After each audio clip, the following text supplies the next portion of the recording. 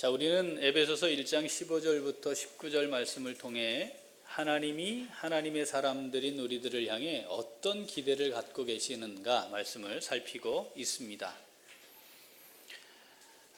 사도 바울을 통해 에베소 교회에 기도하는 내용인데, 하나님이 이 기도문을 적고 있는 사도 바울에게 하나님의 말씀을 기록하게 하셨다면, 그게 하나님의 말씀이라면 하나님을 향해 이렇게 해주시기를 원합니다 하는 기도의 내용은 하나님 편에서 보면 너희들이 이렇게 되면 좋겠다라고 하는 그 뜻이 담긴 것이라 했고, 그래서 이 기도문은 하나님께서 우리를 향한 기대의 내용이다 했습니다. 자, 하나님이 우리를 향해 어떤 기대를 갖고 계시나요? 잘 알기를 원하는 기대가 있어요. 그래서 그 말씀을 살피고 있는데, 자, 첫 번째, 뭘 잘 알기를 원하신다 했죠? 하나님을 잘 알기를 원하십니다. 그리고 지난 4주 동안 두 번째, 부르심의 소망이 뭔지 잘 알기를 원하시는 것에 대해 말씀을 살폈습니다. 자, 부르심 정리를 좀 하죠. 하나님이 우리를 부르심은 우리에 대한 무한하신 사랑하심, 그리고 우리의 마음을 그대로 동일하게 느끼시는 동정하심, 긍휼히 여기심에서 비롯된 겁니다. 그래서 하나님 어떻게 계획하셨나요? 어떻게 계획하셨나요? 우리를 택하여 부르셔서 어떻게 세우시고 맡기시고, 그래서 보내셔서 하나님의 뜻을 이루어 가기로 계획하셨어요. 그러려고 하니까 하나님께서 어떤 과정을 거치셨나요? 자기 아들을 이 땅에 보내시고 십자가에 희생시키는 과정을 진행하셨습니다. 그렇게 우리를 부르신 후에 이제 뭐 하라고요?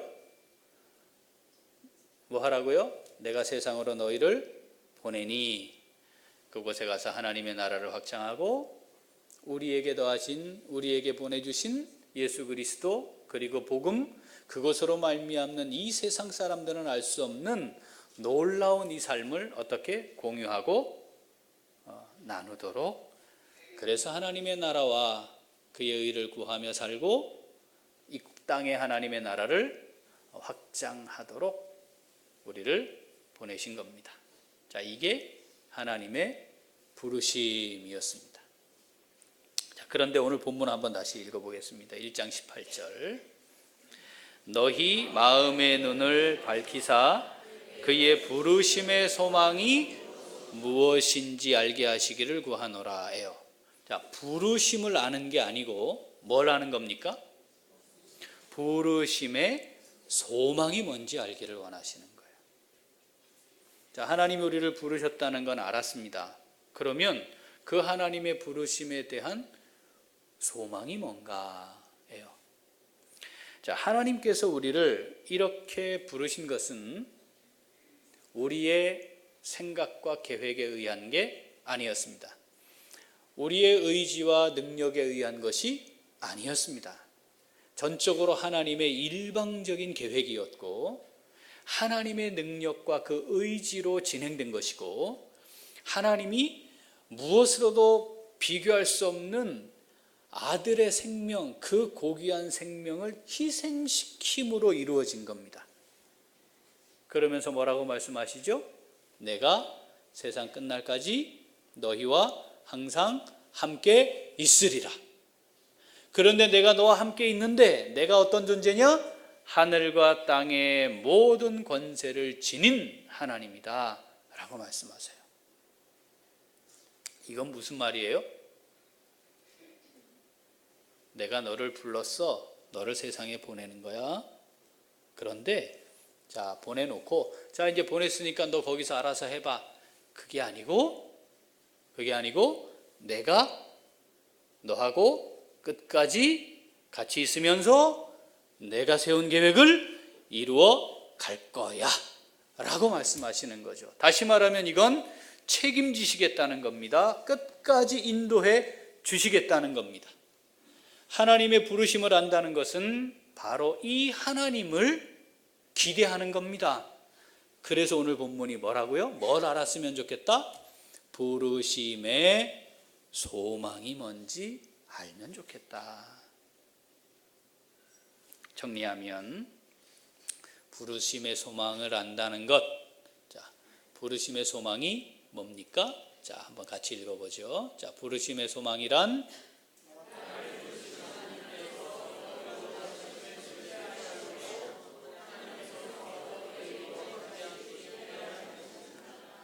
부르심의 소망? 뭘 소망한다는 거지?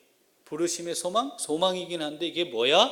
다시 한번 읽어보겠습니다. 다시 한번.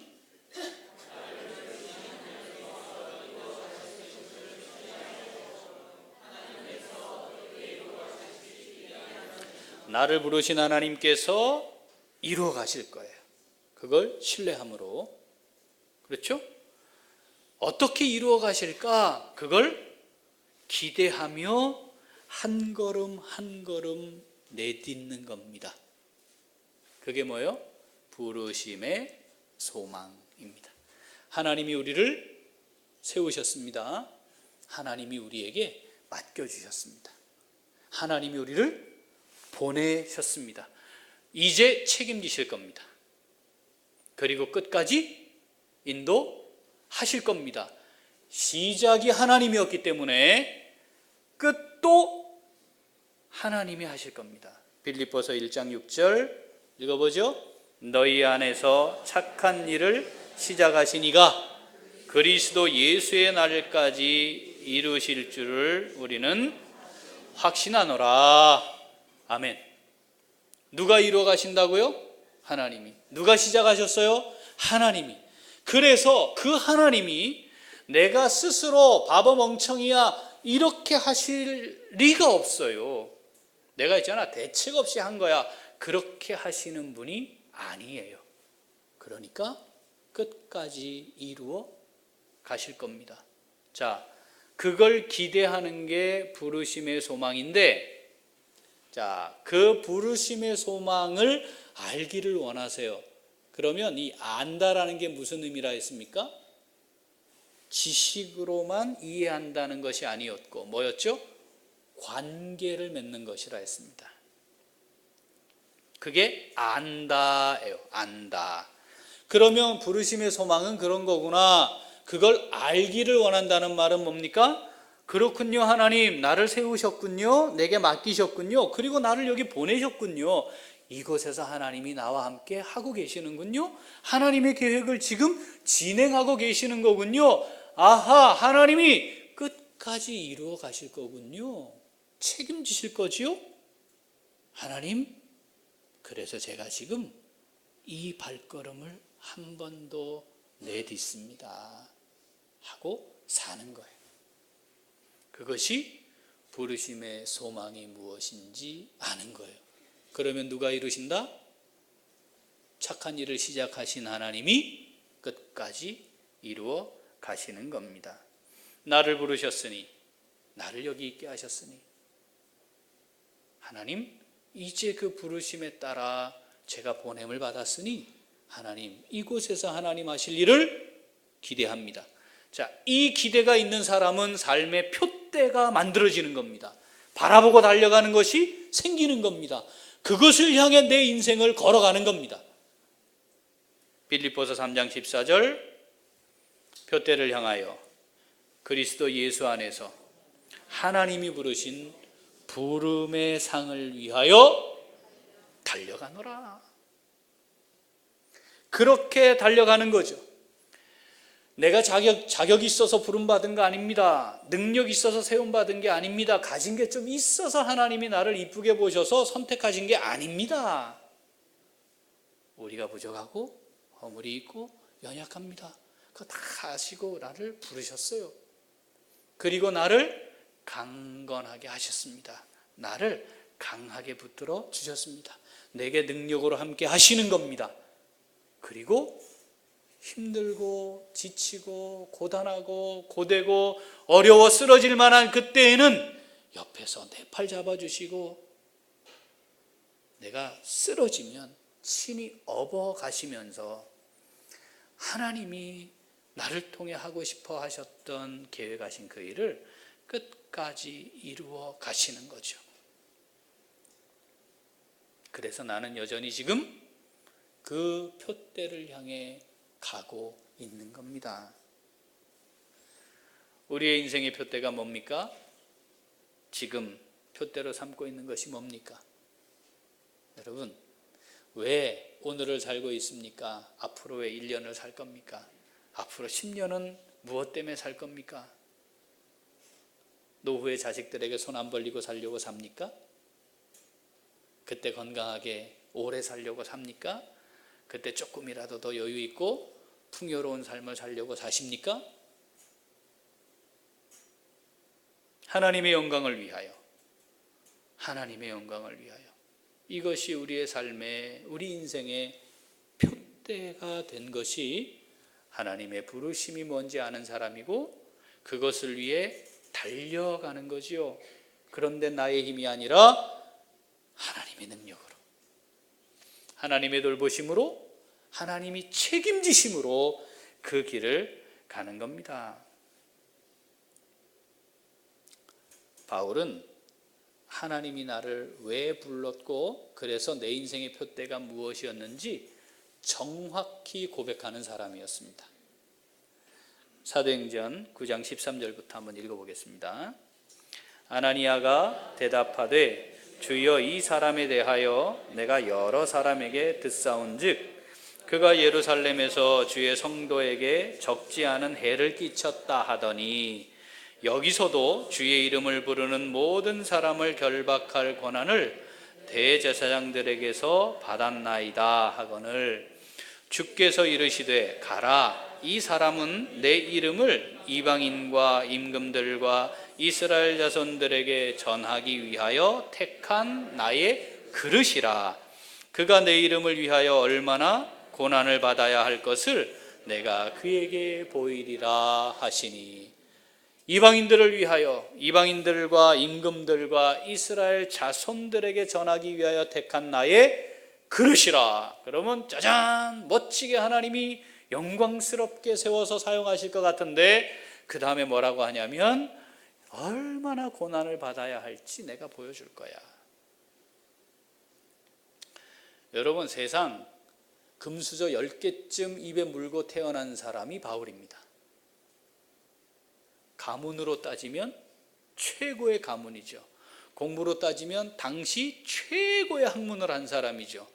그 사람이 가진 권력으로 따지면 사내들인 공회원이었으니까 대한민국의 행정, 입법, 사법 이거를 다 통틀어 가지고 있는 당연직 빼고 30명이 채 안 되는 최고 권력기관에 있는 한 사람이었다니까요.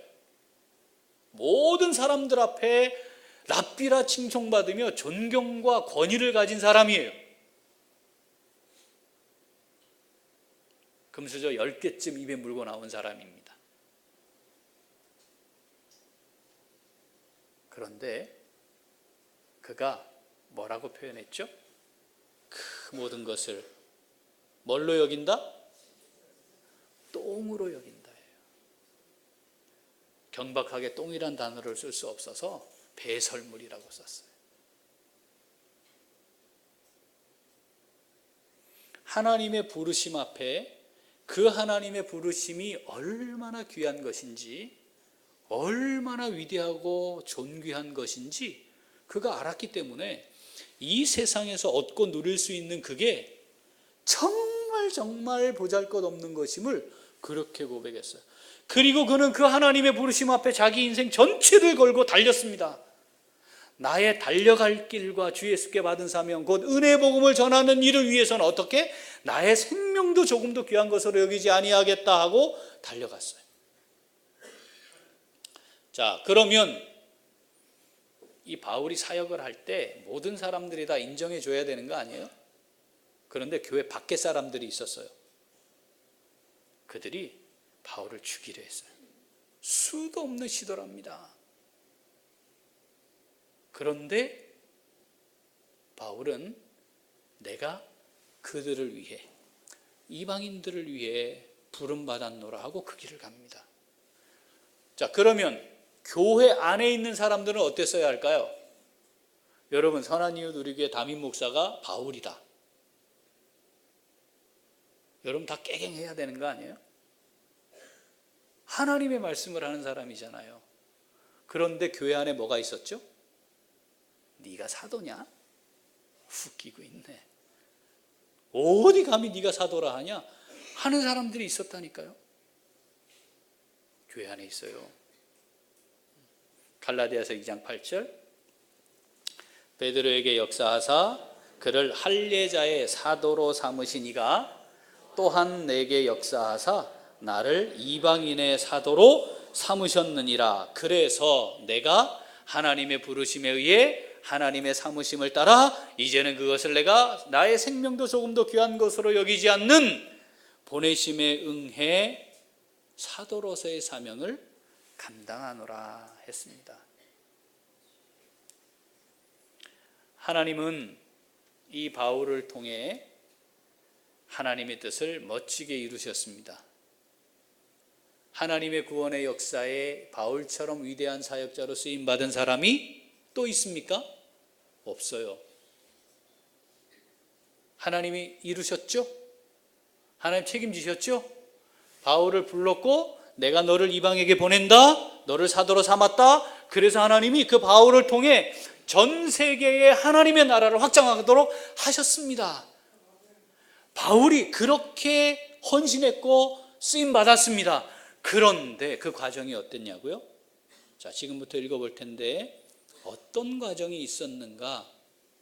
이렇게 생각하며 한번 읽어보겠습니다. 고린도전서 4장 9절부터 내가 생각하건대 하나님이 사도인 우리를 죽이기로 작정된 자같이 끄트머리에 두셨음에 우리는 세계 곳 천사와 사람에게 구경거리가 되었노라. 우리는 그리스도 때문에 어리석으나 너희는 그리스도 안에서 지혜롭고 우리는 약하나 너희는 강하고 너희는 존귀하나 우리는 비천하여 바로 이 시각까지 우리가 줄이고 목마르며 헐벗고 매맞으며 정처가 없고 또 수고하여 친히 손으로 일을 하며 모욕을 당한 즉 축복하고 박해를 받은 즉 참고 비방을 받은 즉 권면하니 우리가 지금까지 세상의 더러운 것과 만물의 찌꺼기 같이 되었도다. 아멘. 하나님이 어떻게 책임지셨어요? 어떻게 끝까지 인도하셨어요? 세상의 쓰레기 취급을 받는 데까지 갔지만 하나님의 뜻을 이루어내게 하셨다는 겁니다. 그로부터 몇 년 뒤에 또 썼어요. 고린도 후서 11장 25절 읽어보죠. 3번 태장으로 맞고 1번 돌로 맞고 3번 파선하고 일주야를 깊은 바다에서 지냈으며 여러 번 여행하면서 강의 위험과 강도의 위험과 동족의 위험과 이방인의 위험과 시내의 위험과 광야의 위험과 바다의 위험과 거짓 형제 중에 위험을 당하고 또 수고하며 애쓰고 여러 번 자지 못하고 줄이며 목마르고 여러 번 굶고 춥고 헐벗었노라. 아이 뭐 이래 하나님 하시는 일이. 아이 그 귀공자처럼 말이야 이스라엘에서 최고의 권력의 집안에서 자라서 잘 그거 가지고 좀 하게 하셔도 될 텐데 기껏 불러놓고는 어떻게 해요? 죽기 직전까지 가게 만들었다는 거예요. 부끄러워서 당신 뭐 하는 사람이에요? 말하기도 어려울 수도 있었다는 거예요. 그런데 어떻게 하셨어요? 끝까지 함께 하시며 책임지고 그 일을 하게 하셨어요. 내가 달려갈 길을 다 달려왔다. 이제후로는 의로우신 재판장 하나님이 나를 위해 예비하신 의의 면류관이 내게 준비되어 있다. 이 고백을 하는 겁니다.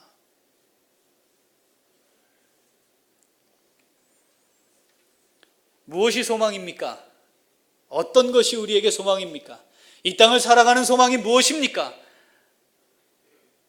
하나님이 이렇게 이런 상황 속에서도 나를 끝까지 책임지시고 인도해 가실 것임을 기대하는 겁니다. 신뢰하는 겁니다. 그게 우리의 소망입니다. 로마서 8장 35절에서 37절 읽습니다. 누가 우리를 그리스도의 사랑에서 끊으리요? 환난이나 곤고나 박해나 기근이나 적신이나 위험이나 칼이랴. 기록된 바 우리가 종일주를 위하여 죽임을 당하게 되며 도살당할 양같이 여김을 받았나이다 함과 같으니라. 그러나 이 모든 일에 우리를 사랑하시는 이로 말미암아 우리가 넉넉히 이기느니라. 아멘. 환난이 없고 박해가 없고 곤고가 없고 기근이나 적신이나 위험이나 칼이 없는 삶을 살게 하시는 것이 아니고, 그것이 있다 하더라도 넉넉히 이기게 하시는 하나님의 위대한 사랑이 우리에게 있는 겁니다. 그걸 신뢰하는 겁니다. 하나님이 어떤 자리에 어떤 위치에 무엇을 하도록 하시든 하나님이 하나님의 영광을 위하여 살고자 하는 부르심에 응답하며 살아가는 나를 끝까지 책임지실 것이고 끝까지 인도하실 것이며, 모든 걸 다 잃어버린 듯 하지만 예수 그리스도를 붙들고 살아갈 때 하나님의 뜻을 이루어 가실 것임을 기대하는 것, 이것이 부르심의 소망이고, 하나님 우리에게 이걸 좀 알았으면 좋겠다고 말씀하시는 겁니다. 2018년 그 하나님의 은혜로 살았습니다. 놀라운 하나님의 은혜가 우리에게 있었습니다. 우리를 부르신 하나님을 우리가 기대하며 여기까지 이르렀고, 하나님이 멋지고 위대한 일을 이루셨고 이루고 계시며 앞으로 이루실 줄 믿습니다. 현실 가운데 하나님은 어떻게 하실까요? 그렇게 부르심의 소망 가운데 거하는 사람들을 통해 하나님이 지금 이 순간에도, 이 시각에도, 우리가 살고 있는 이 삶의 현장에서도 여전히 일하고 계신다는 걸 많은 사람들을 통해 보이고 계십니다. 사도 바울을 통해 보이신 하나님이 지금도 보이세요. 여러분, 우리 보은교회가 어디 있죠? 보은교회 삼동면에 있습니다. 삼동 면사무소 옆에 가면 삼동교회가 있습니다. 그 교회가 32년 전에 개척이 됐어요. 그런데 그 목사님이 부산에서 수영로교회, 대한민국의 소위 사이즈로 10대 교회에 드는 그 교회 목사님으로 목회를 꿈꾸고 있는데, 하나님이 너는 내가 보낼 곳으로 가라 그러시더래요. 어딥니까? 하고 기도하는데 아이들이 많은 곳으로 가라. 그래서 아이들이 많은 곳이 어디지 하다가 하나님의 이끌림을 받아 삼동초등학교 근처로 온 거예요. 하나님, 시골은 아닌데요.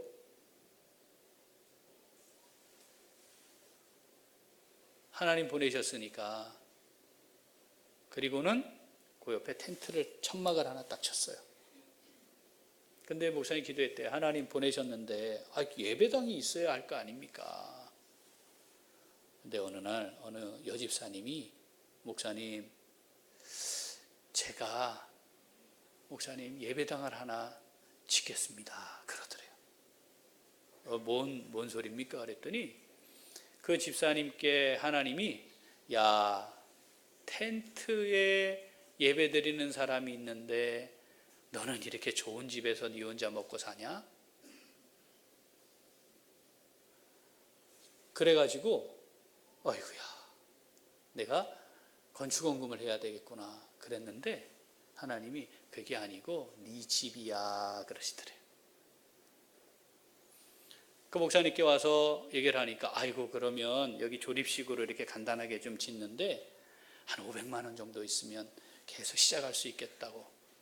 그런데 그 집사님이, 목사님 그게 아니고요, 예배당을 한 채 제가 온전히 짓겠습니다 하더래요. 32년 전에 5천만 원. 이제 예배당이 됐어요. 근데 뭐가 있어야 돼요? 예? 옷다지, 옷다. 건물을 공중에 지을 수도 없고. 그 이제 땅이 있어야 이걸 짓는 거예요. 지을 사람은 나왔는데 땅이 없는 거예요. 하나님 이거 지으려면 땅이 있어야 되는데요. 그러고 있는데 어느 날 중년 남자 신사가 한 명 그 텐트한 교회에 들어오더니 막 울면서 기도를 한참 기도를 하더랍니다. 그러더니 목사님을 찾아와가지고, 목사님, 제가 참 죄인입니다. 제가요 11조도 떼먹고요, 예배도 잘못 드리고요, 사업한답시고 이러고 돌아다녔다고. 제가 회개하고 하나님이 여기로 인도하셨는데 목사님 뭐 필요한 게 있으십니까? 그래서 목사님이 사실은 이렇게 해서 건물은 있는데 땅이 없다고. 그랬더니 아이고 목사님 알겠다고. 그러고는 그 다음날 목사님을 모시고 가서 그 옆에 이분이 건축회사를 크게 하신 분이었대요. 그래서 거기 이제 큰 이렇게 개발을 하는 일을 하고 있는데, 목사님 요 땅이면 괜찮겠습니까? 해가지고 그거 지은 거예요. 제가 전달하는 과정에 약간의 오차는 있지만, 삼동 면사무소를 지나가시면 그 교회를 보세요. 하나님이 그렇게도 하세요. 김해에 카페를 하나 한 집사님이 계셨습니다. 근데 이분이 하나님을 위해 내가 살아야 하는데, 하나님의 영광을 위해 살아야 하는데 어떻게 하면 내가 살까? 그런데 카페도 이게 뭐 그렇게 썩 잘 되는 것도 아니고, 야 하나님 제가 어떻게 해야 되겠습니까? 이거 하는 거 아닌가요? 그러고는 이제 그날 김해에서 사직구장에 와서 야구를 보고 집으로 돌아가는데 갑자기 하늘에서 이따만한 돌덩이가 뒤통수를 팍 내리치더랍니다. 누가 했는지 모르죠. 그러면서 양탕국 이러더래요.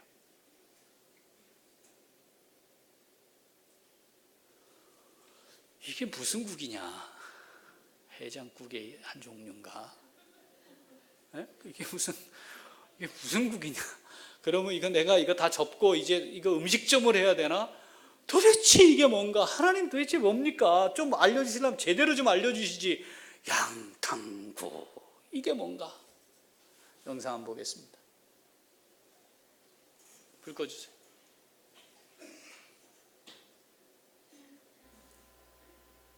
커피를 처음 본 조선시대 사람들은 막사발에 부어서 마셨습니다. 이름도 양탕국으로 불렸습니다.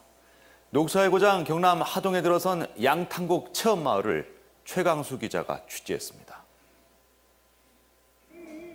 영화 가비의 한 장면입니다. 우리나라 최초의 커피를 마신 왕과 커피를 소재로 고종황제의 독살 음모 사건을 다룬 영화입니다. 이 영화에서는 러시아 공관에 머물던 시기에 고종황제가 처음으로 커피를 마셨으며 당시에는 이를 양탕국이라고 불렀습니다. 양탕국은 대한제국 시절 서양의 탕국이라는 의미로 부르던 조선시대 커피의 한 명칭입니다. 이 커피를 대한제국 그 시절처럼 막사발에 부어서 마시는 곳이 있습니다. 생소했어요. 생소했는데 한 번 오고 두 번 오니까 운치도 좋고 향도 좋고 맛도 좋은 것 같아요. 차십에 진 하동 지리산 자락에 마을을 이룬 양탕국 마을이 바로 그곳입니다. 막사발에 담긴 양탕국은 서양의 커피와 우리 민족의 사발이 어우러진 결과입니다. 친출식 커피 추출. 그게 이제 양탕국이라고 하는 커피 문화에 대한 어떤 정체성에 좀 걸맞지 않을까 이렇게 해서 해보니까 의외로 맛이 너무 좋고. 이곳에서는 인근 비닐하우스에서 커피를 직접 재배하기도 합니다. 홍 씨는 앞으로는 커피 모종을 농가에 보급할 계획도 가지고 있습니다. 학생과 일반인들의 커피 체험 신청이 이어지고 있는 양탕국 마을은 농림축산식품부가 선정한 대한민국 우수 관광농원으로도 선정됐습니다. KNN 최광수입니다. 아니 도대체 이 카페하고 있는 나한테 무슨 갑자기 뭐 해장국도 아니고 양탕국이 뭔가 해서 커피에 대한 자료를 쭉 찾다 보니까 과거에 이것을 양탕국이라 불렀다는 그 기록을 문헌에서 찾은 거예요. 검은색이니까 사발에 마시는데 우리 이렇게 약재나 한의원 그 당시엔 다 약이잖아요. 그걸 뭐라 탕이라 하잖아요. 그게 탕국인데 서양 사람들이 먹는 탕국이라 해서 그걸 양탕국이라 했대요. 그리고 커피가 콩이잖아요. 그런데 우리나라에 콩 문화가 굉장히 많습니다. 그렇죠? 볶아 먹죠? 절여 먹죠? 그렇죠? 거기다가 발효시켜서 먹는 거는 된장, 콩이잖아요, 이게. 그러니까 콩을 이미 우리가 재배를 해서 다양하게 먹을 수 있는 문화가 있는데 이 커피 콩이에요, 콩. 하나님, 제가 직접 그럼 이 양탕국을 한번 만들어 보겠습니다 해서 삽 하나 들고 하동에 가신 거예요, 그 집사님이. 그런데 지금 대한민국에서 꼭 가보고 싶은 곳 100곳을 뽑았는데 42위예요. 양탕국, 이게 이름 특허를 받았어요. 굉장히 이렇게 갑론을박이 있다가 양탕국이라는 특허를 받았는데 이 브랜드 가치가 400억이랍니다. 이 큰 프랜차이즈 이 커피 회사들, 스타벅스 이런데, 한국에서 좀 해보려고 대기업들이 와서 그 브랜드를 좀 팔라 한대요, 지금. 그런데 안 팔아요. 먼저 그의 나라와 그의 의를 구하라. 이게 그 양탕국의 모토입니다. 이분이 신학을 했어요. 그리고 목사님이 되셨습니다. 그렇게 삽 하나 들고 들어가서 시작한 이 양탕국 조그마한 카페가 지금 12채의 건물을 가진 문화마을이 됐어요. 이분이 하나님 앞에 기도하는 게 뭐냐? 하나님, 양탕국을 통해 1000개의 카페 교회가 생기게 하옵소서. 보람병원 옆에 컬티라고 하는 카페가 있습니다. 거기를 우연히 가게 됐는데 우리 동구에서 목회를 하시던 목사님이 200명일 때 부임하셔서 500명이 될 때 교회가 역동적으로 움직일 때 갑자기 딱 사임하고 거기 와서서 카페를 여신 거예요. 그래서 또 이거 정상이 아닌 목사님이 또 계시는구나. 거기서 커피를 마시재. 우리 시찰장님하고 식사를 하고 우리 행사 때문에 우리 임시노예 하는 것 때문에 이야기하고는 그게 갔어요. 근데 이렇게 사발에다가 커피를 주는 거예요. 그리고 그 카페 주문하는데 대한제국을 담다 이걸 붙여놓고, 그리고 무슨 카페도 이상해. 악기도 좀 있고 뭐가 이렇게 보통 카페하고 다른 거예요. 인테리어 이런 것도 별로 신경 쓰지도 않았어. 그래서 목사님, 이게 웬 사발입니까? 그랬더니 이 얘기를 하시는 거예요. 목사님, 지금 장년 교인이 200명 모여도 청년들 10명이 넘질 않습니다. 그리고 이 10명이 언제 시설 좋고 많이 청년들이 모이는 곳으로 갈지 모릅니다. 1명, 2명 있는 교회 대한민국의 60%가 넘습니다. 각 교회가 그렇게 되니까 청년부가 사라질 거고 다음 세대 물론 사라질 겁니다. 그런데 이 시대는 교회가 플랫폼이 되어야 합니다. 그럼 플랫폼 언제 들었어요? 지난주에 들었잖아요. 제가 수요일날 갔는데 그 목사님이 그 얘기를 뜩 하는 거예요. 어떤 일이 일어났겠습니까? 불이 붙었죠. 2시간 동안 정신없이 이 시대의 교회가 어떠해야 할지, 플랫폼을 만든다는 게 도대체 뭔지 이 목사님이 저보다 더 깊은 고민을 하고 한 수 위더라고요. 목사님, 이제는 실버 처치가 필요합니다. 목사님, 미혼모들이 자유롭게 들어올 수 있는 공간이 필요합니다. 이혼한 사람들이 함께 모일 수 있는 공간이 필요하고요. 청소년들이 마음껏 와서 자기의 뜻을 펼칠 수 있는 공간이 필요합니다.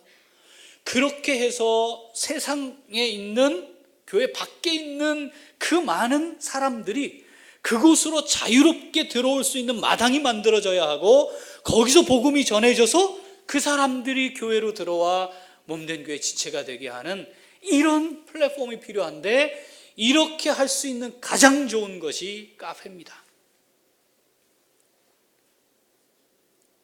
제가 우리 교회 부임해서 교회 개척하고 싶어서 카페 교회 한번 해보자 해서 막 몇 군데 돌아다니고요, 우리 집사님 모여서 기도하고 그런 적이 있었어요. 근데 그건 굉장히 막연했어요.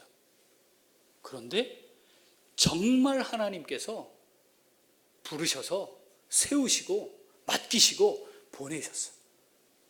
그래서 양탕국.org입니다.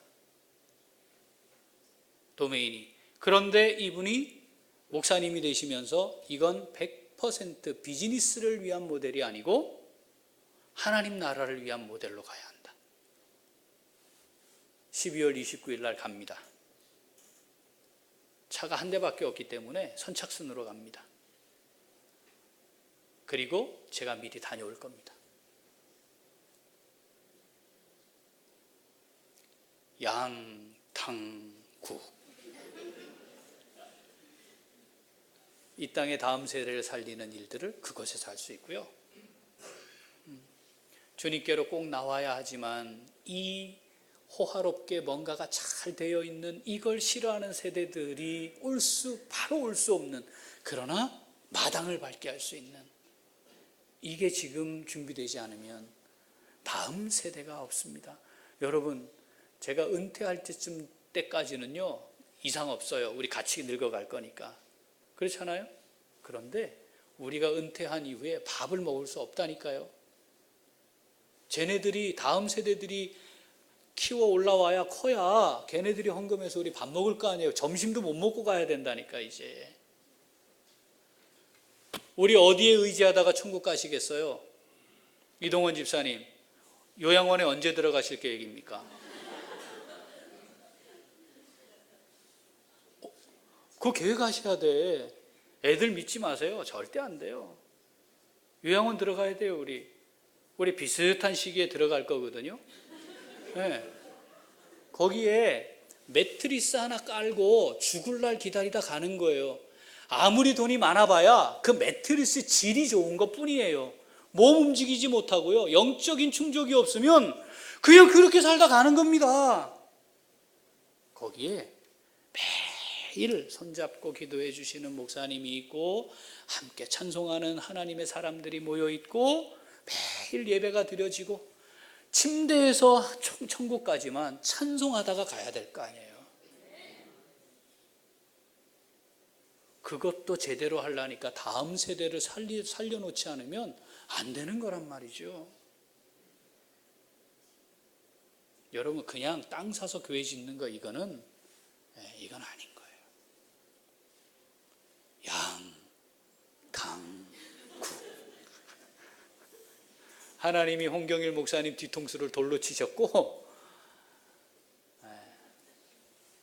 하나님이 양탕국으로 저를 치셨어요. 에베소서 4장 4절 같이 읽어봅니다. 몸이 하나요 성령도 한 분이시니 이와 같이 너희가 부르심의 한 소망 안에서 부르심을 받았느니라. 바울이 이거 얘기 다 해놓고요, 하나님이 바울을 통해 뭐라고요? 한 소망을 너희가 가진 거야. 바울의 소망만이 아니란다. 삼동교회가 가지고 있었던 소망만이 아니란다. 양탕국의 소망만이 아니란다.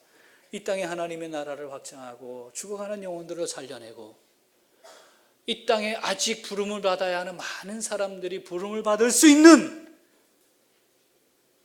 이 땅에 들어가 세상의 소금과 빛으로 살아가는 그 일, 그게 너희가 해야 될 일이야. 그게 한 소망이야.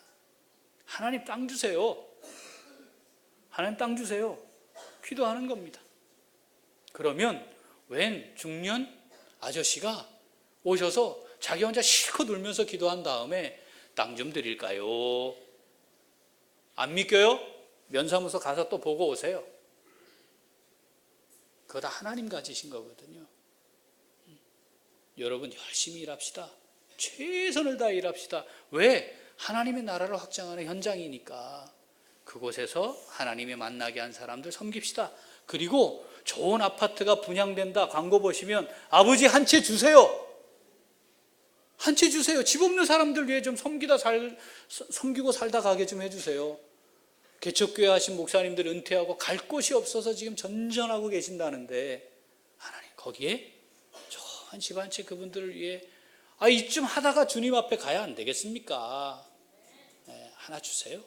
이런 기도가 시작될 수 있어야죠. 부르심의 한 소망이 우리에게 있습니다. 언제 하나님 앞에 서야 할지 모르는 삶을 살고 있는데 그때를 믿음으로 멋지게 준비하고 나를 보내신 하나님, 나를 통해 이루어 가실 것이 무엇인가를 집중하고 자, 오늘 우리의 걸음이 부르심의 소망 가운데 내딛는 걸음이 될 수 있기를 소원합니다. 기도하겠습니다. 하나님 아버지 감사합니다.